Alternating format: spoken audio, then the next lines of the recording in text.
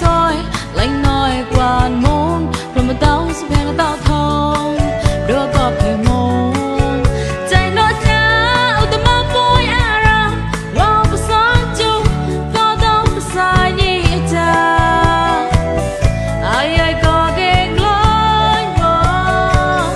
có biết lời nhỉ cha vui cũng qua tay cả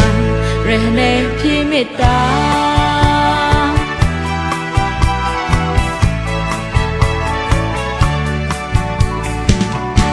Hoành đèn là đất cao, mềm rau nếm trái soi, lạnh nói quan môn, rồi mà tao sẽ phèn tao thong, đôi có phèn nong, trái nó cha, ở tầm mắt bôi ara, wow bớt sáng chung, có đâu có sai nhỉ cha, ai ai có ghét lối mơ, có biết lời nhỉ cha, vui cũng qua tay cả, rồi này khi mệt ta.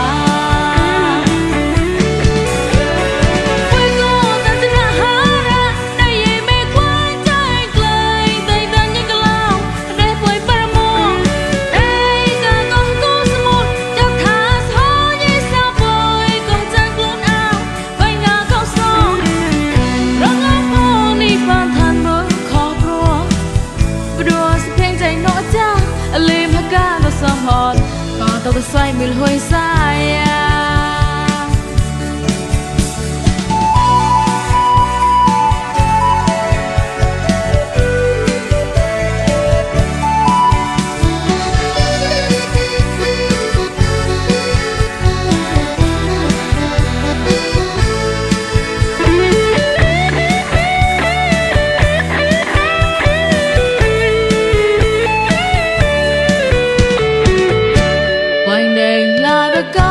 mềm rau nếm trái soi lạnh nói quan môn rồi mà tao sẽ phèn tao thong đưa có phải môn trái nó cha ở tầm mắt bôi ara wow bớt sáng chung có đâu có sai nhỉ cha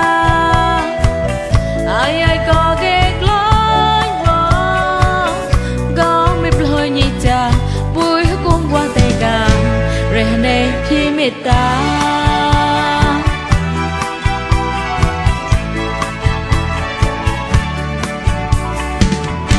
Hoành đèn là đất cao, mềm rau nếm trái soi, lạnh nói quan môn, rồi mà tao sẽ phèn tao thong, đôi có phải nong, trái nó cha,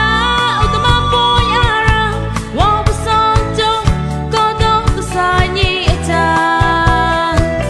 ai ai có ghét lối mơ, có biết lời nhỉ cha, vui cũng qua tay cả, rồi này khi mệt ta.